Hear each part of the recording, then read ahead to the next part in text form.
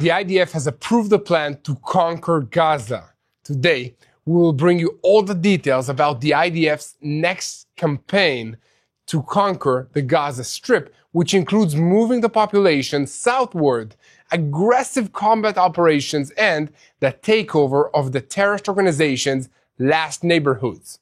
We will also reveal today the attack plan in Gaza and talk about what is happening in the negotiations in Cairo, Egypt.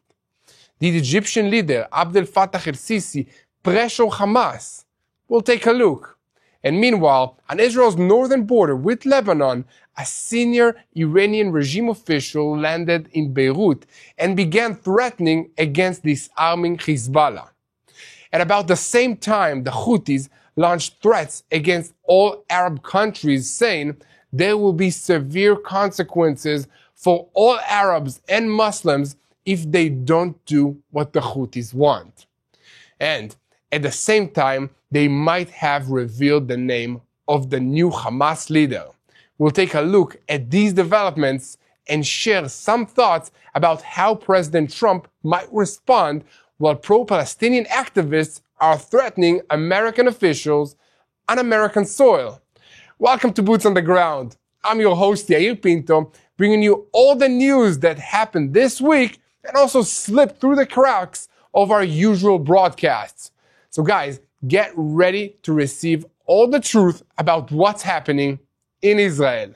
The IDF is beginning preparations for full control over the Gaza Strip. Today, we will go together over the IDF's attack plans in Gaza following the approval of the plans by the IDF Chief of Staff and following the cabinet's decision. The main planning task was assigned to the planning, operations, and intelligence bodies of the Southern Command of the IDF, which combined moving the population from the city south to El Mawasi and aggressive strikes to seize the area. At the same time, there is an attempt by Egypt to renew the negotiations for a release of our hostages, and a Hamas delegation has arrived in Cairo declaring that it intends to discuss options for ending the war in the Gaza Strip.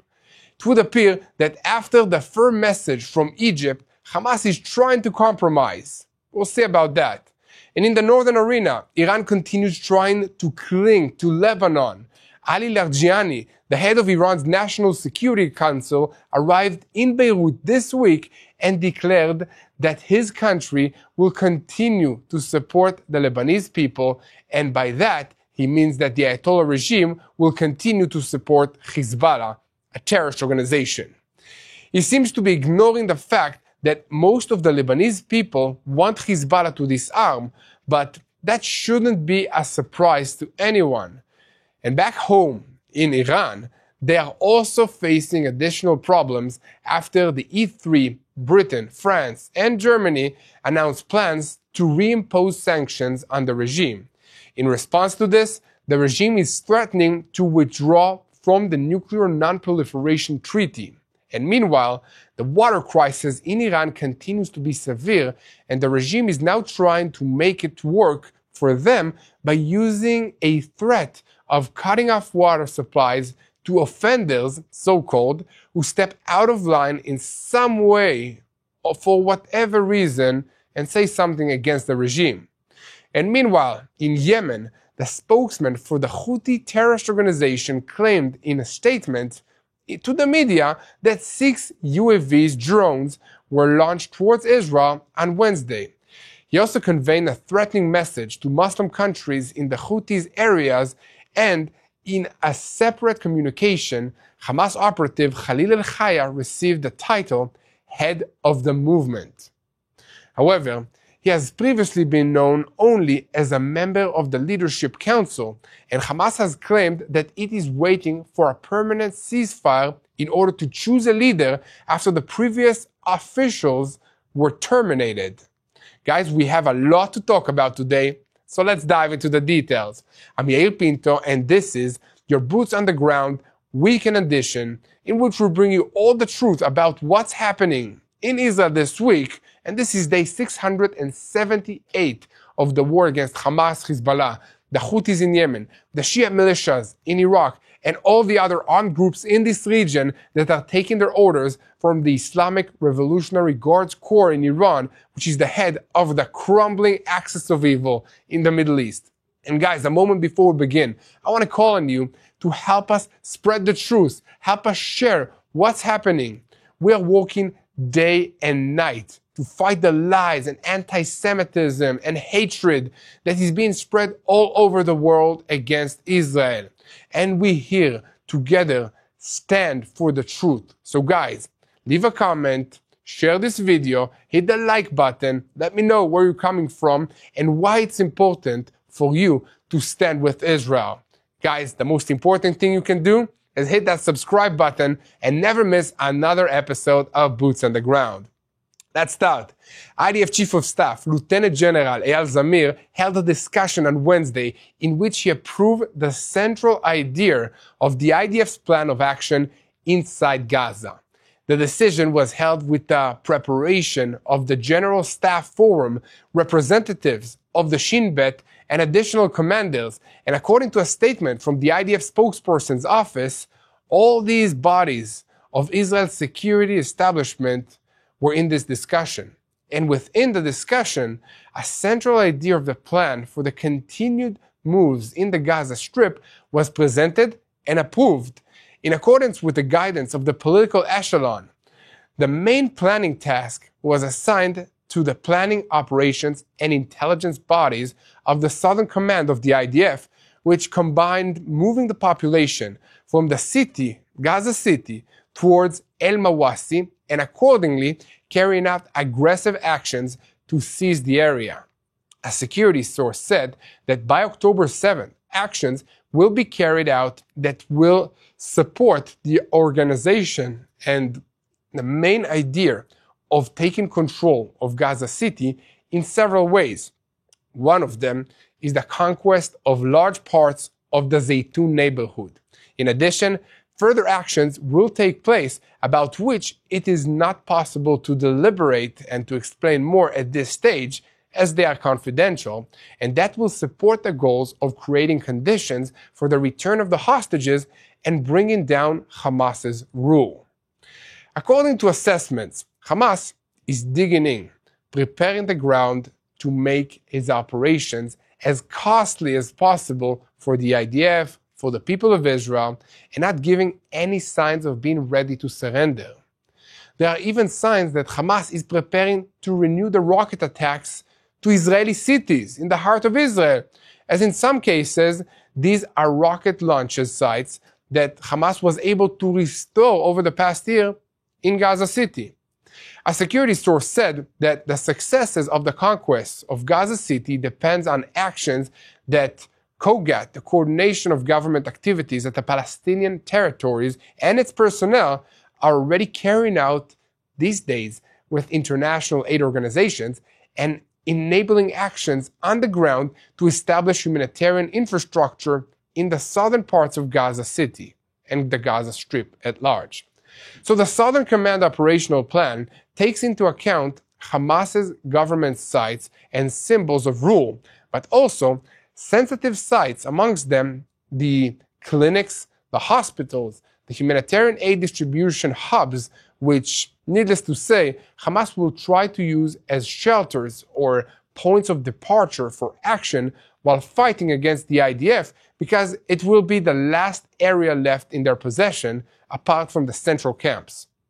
On that note, the El Arabiya news portal reported on Wednesday morning that a Hamas delegation headed by Khalil El-Khaya arrived in Cairo 2 days ago to continue the negotiations talks and intend to meet with Egyptian officials regarding the latest developments.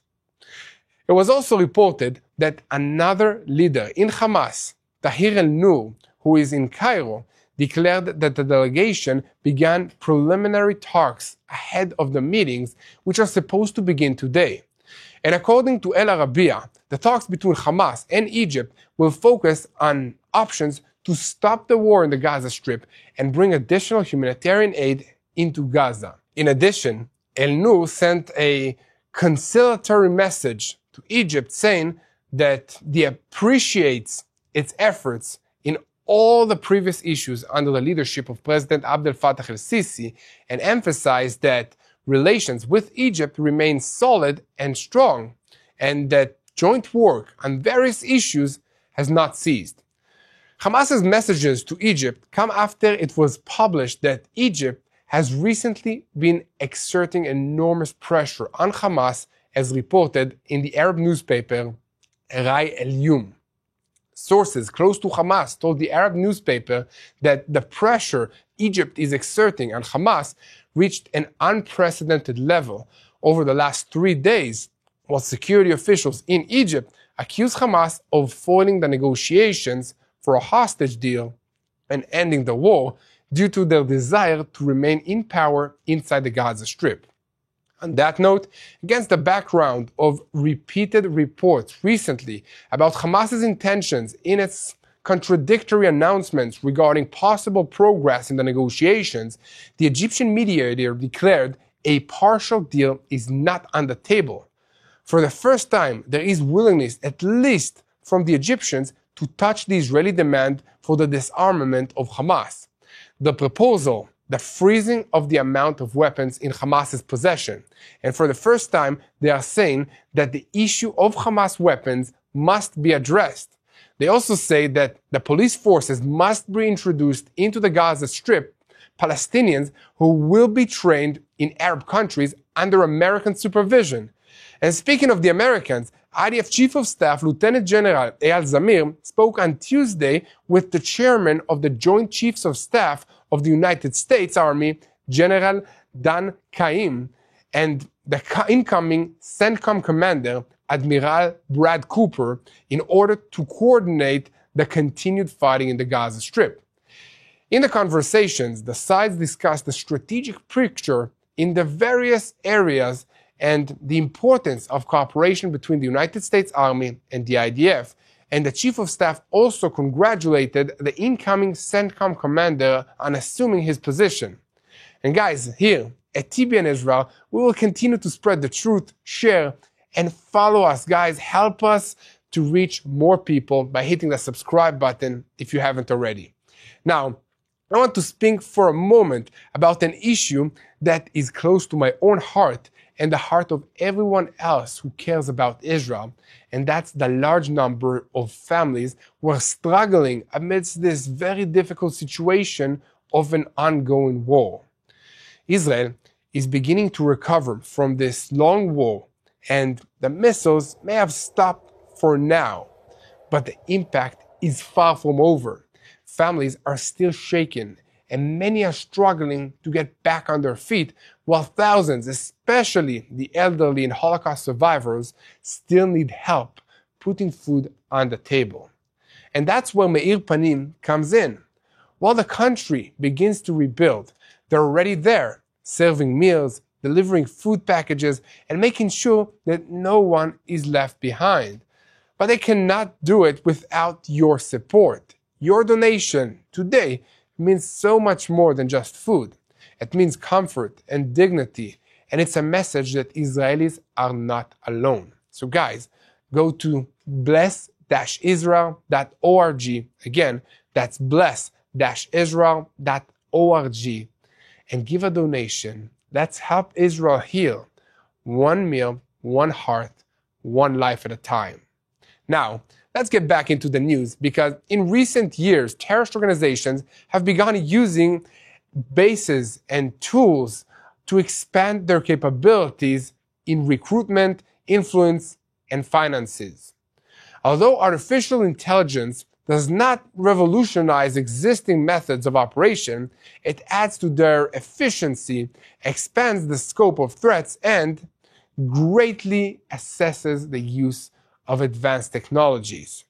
AI is very, very powerful. Organizations such as Al-Qaeda, ISIS, Hezbollah, and others exploit generative technologies to expand the distribution of false content for emotional manipulations and to blur the line between truth and lies. One of the bodies that in recent years was learning to expose these capabilities to the fullest is Hamas, and even more so since October 7. Hamas has conducted several media campaigns that were accompanied by footage content, absurd images, and automated bots, and aroused extensive media echo around the world. But the recent peak was the famine, the starvation in Gaza campaign that everybody is speaking about. The orchestrated campaign began in November 2024 and was intended to establish a narrative in the general public that Israel is deliberately starving the humanitarian situation and the Palestinians in the Gaza Strip and causing mass starvation, which is not true. This is, of course, the organization's way of undermining Israel's international legitimacy, applying pressure on policymakers in the world, and recruiting more supporters. Hamas floods social media with supposedly heart-rending content, including pictures of children starving, residents asking for water, babies crying over sacks of flour, and the content that is distributed with hashtags such as Gaza Genocide and Let Gaza Live, and it all became so viral on X, Instagram, and TikTok as well. But needless to say, much of this content is staged, taken from other regions, other countries, and other wars in the world. Or it was created using AI tools. For example, Hamas took old pictures from Somalia, Sudan, and Syria and processed them in order to arouse global shock. One of the most prominent examples of this false campaign is Usama el-Rakab, a 5-year-old Palestinian child suffering from a rare genetic disease. Already in June of 2025, he was evacuated from Gaza for medical treatment in Italy at Israel's initiative. And yet, in the last month, his picture was widely distributed as a symbol of famine in the Gaza Strip and starred on the front pages of newspapers all around the world, including in Italy, while completely ignoring the facts. The coordinator of government activities in the Palestinian territories, Kogat, clarified that this is a cynical exploitation of human compassion for propaganda purposes by the terrorist organization Hamas. Eventually, reports surfaced in some media outlets showing the truth about these images and providing some context. But the truth did not help at that time. Even though in Israel it was clarified that there is no deliberate starvation policy and that Hamas is the one that actually controls the aid supply, deliberately preventing food distribution in certain areas in the Gaza Strip and using food as a tool for extortion and recruiting more Palestinians to the ranks. All the pressure to fix the problem was put, guess on who? On the Jewish state of Israel. Foreign governments demanded that Israel expand aid to Gaza. The United Nations held special discussions, and international newspapers published accusations and headlines against Israel. Also here at home in Israel, the lies created like a multiple of media waves against the government of Israel. Journalists and also left-wing activists hastened to adopt the narrative, sometimes without checking the facts. In other words, famine, starvation became a tool of control and maneuvering unrelated to the question if it's true or not. Every image of a hungry child is a cognitive weapon deployed coldly and deliberately by Hamas. The famine in Gaza, in the Gaza campaign, demonstrated the power of cognitive manipulation in the international arena especially, and the advanced tools of artificial intelligence raised the threat of an unprecedented level of warfare. Hamas is increasingly using chatbots like GPT based on large language models, machine learning techniques, and natural language processing to analyze and produce texts that simulate human conversations in natural language and to create posts, articles, and comments in different languages and tailored to diverse target audiences. This includes Jews in the diaspora, Muslims in Arab states, Western liberals, and more.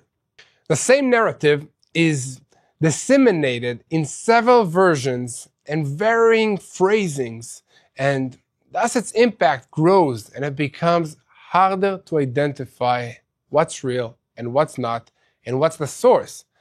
Hamas has also flooded social media networks with deepfake clips, including fake videos of such high quality that even journalists find it difficult to detect the forgery.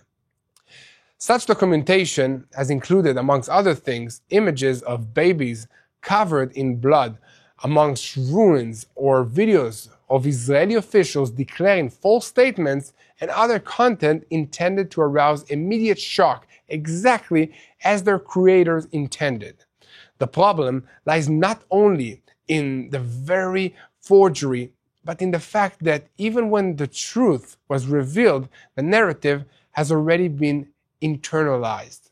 The well-known case in which media outlets around the world pumped the false narratives that Israel was responsible for an explosion at a hospital in the Gaza Strip that was caused by a Palestinian rocket fired by a terrorist proves that it is enough for Hamas to have a few hours of media glory to cause unimaginable damage. Alongside the generative content, Hamas operatives a broad infrastructure of network armies, including a coordinated array of fake accounts and bots that flood the digital space with propaganda messages. These accounts disseminate compassion, extracting tweets, aggressive responses, and targeted tags. Algorithms of technology companies such as X and TikTok promote emotional content even when it is a lie, and thus amplify its effects. The cumulative effect of the advanced use of artificial intelligence is dramatic. Hamas has managed to deflect public discourse, undermine the sense of certainty, divide the public opinion, and even influence decision-making processes in democratic states. When the public is exposed to false information, the basic perception of reality is shaken. Hamas understands that consciousness is a battlefield, and every like, share, or comment is a weapon. Beyond psychological warfare, Hamas also uses technology for recruiting and financing terror. Since the beginning of the decade, and especially after the tightening of the sanctions, the organization has relied on cryptocurrencies and anonymous transfer on the web. Already, in 2019, the organization began publishing Bitcoin addresses on Telegram channels, setting in on digital donations and pages, and instructing users how to donate without being exposed. After the October 7 attacks, campaigns such as Gaza Now and Al-Aqsa Flood raised hundreds of thousands of dollars using compassion-extracting calls accompanied by fake images of hungry children and desperate residents.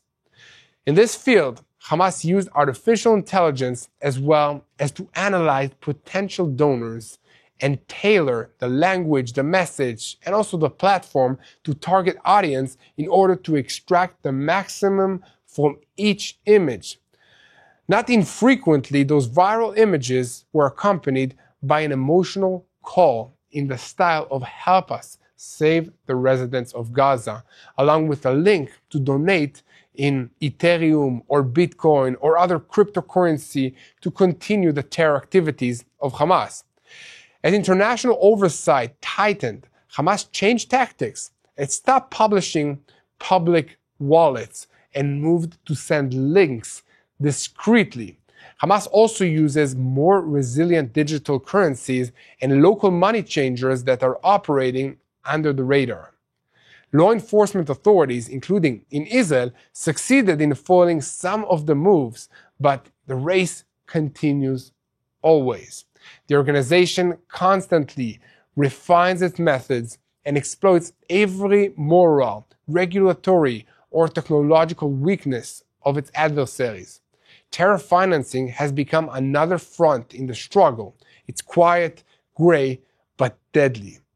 Whoever responds to humanitarian donation calls may be funneling funds directly to rocket production, tunnel construction, or salaries for terrorists. So beware.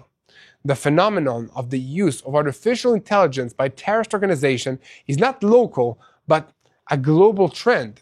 Governments, technology companies, and multinational bodies have not yet formulated effective control, oversight, or response mechanisms to deal with it. On the operational level, investment is required in real-time disruption capabilities of the dismantling of false and misleading information and in systems for detecting hostile generative content. On the strategic level, renewed thinking is required about the boundaries of discourse in the digital sphere. In other words, Israel must develop a cognitive iron dome that includes automated technologies and systems for detecting fake content, ethical regulations for the use of artificial intelligence, and broad public training on this issue. In parallel, it must demand increased responsibility from technology companies and social media networks, from X to TikTok. It is not only a state's right to defend itself, but humanity's duty to the truth. When citizens in the only democratic state in the Middle East recite the enemy's lies, it signifies that Hamas has won the cognitive battle. When journalists, out of carelessness or political bias, echo propaganda, the terrorists win. And above all, as I have said before, this is a spiritual battle, and we need to be in urgent prayer about all of these issues. First of all, the enemy always attacks the truth and takes control of the narrative. We need to be aware of it, and we need to stand for the truth. And now, we'll switch our focus to Israel's northern arena, as a senior Iranian regime official, Ali Larijani, arrived in Lebanon this week to try and salvage their most important proxy in the region, the terrorist organization Hezbollah.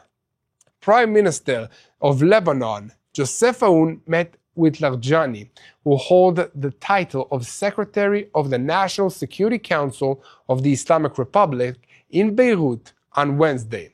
During the meeting, which was held against the background of the Lebanese government's intention to disarm Hezbollah, President Aoun said that no organization in the country is permitted to hold weapons or rely on support from foreign elements, and also emphasized that he is not willing to accept foreign intervention in what is happening in the country. He added that Lebanon remains open to cooperation with Iran as long as Tehran respects its sovereignty and there is mutual respect between the two sides. Iran's Ayatollah regime has long viewed Lebanon as its own private little country. It's a country club for them, and regarded the internationally recognized government of that country as little more than a nonsense to be ignored. Now, there is a new set of circumstances to deal with, and it can be assumed that Larijani found his meeting with Aoun to be very, very difficult. But the difficulties from Iran in Lebanon might be just beginning. Last week, the Lebanese government tasked with national army with preparing an operational plan to neutralize Hezbollah's weapon by the end of the year, against the background of the American pressure and fear of a broad military action by Israel. This is the situation. So the advisor of the Iranian Supreme Leader, Ali Akbar Velayati, declared earlier that Tehran absolutely opposes the disarmament of Hezbollah, and noted that Iran has always assisted the Lebanese people and the resistance system and will continue to do so. This statement elicited a response from the Lebanese Foreign Ministry, which defined it as a blatant and unacceptable intervention in Lebanon's internal affairs. Before his arrival in Lebanon, Lajdani stayed in Baghdad, where he signed a security memorandum of understanding with the Iraqi government. And according to the statement to the Prime Minister's office in Iraq, the agreement concerns security coordination on the shared borders between the two countries, Iraq and Iran. In an interview with Iranian state television, he said that the resistance is an inseparable part of the fabric of the peoples of this region, and therefore it acts for their interests. According to him, all efforts should be directed to preserving these capabilities. Guys, I want to ask you, what do you think? Should the people of the region be asked if they still want Iran to support the so-called resistance, as Lajdani described Hezbollah, a terrorist organization? Or is it okay for the Iranian regime to continue acting as it is acting now, just to harm their own people and to invest in terrorism? Let me know what you think in the comments. I'm curious to hear. In any case, here at TBN Israel, we will continue to report on every development on this subject, so keep spreading the truth, share, and follow us. Most importantly, do not forget to hit that subscribe button so that you never miss another episode of Boots on the Ground. Now, we're switching our focus to the Houthis in Yemen. Remember this terrorist organization? So the spokesman for the Houthi rebel organization in Yemen, Yahya Sari, issued a statement on Tuesday to the media in which he claimed that 6 UAVs were launched towards Israel and conveyed a message to the Muslim countries in the area. In this statement, he declared that the UAV force of the Yemeni armed forces carried out 4 military operations with 6 UAVs, which were aimed at 4 vital targets of the Israeli enemy in the areas of Haifa, the Negev, Rashrash, which is the Arab name of Eilat, Israel's most southern city, and Beersheba. And the operation achieved their goals successfully, according to them. It's important to point out that the IDF also commented on this incident, declaring that 1 or possibly 2 UAVs were shot down as they were approaching the Israeli city of Eilat, but it's unclear what happened to the other 4, if they even existed in the first place. But no weapons entered Israeli airspace, and they certainly didn't hit anything on the ground.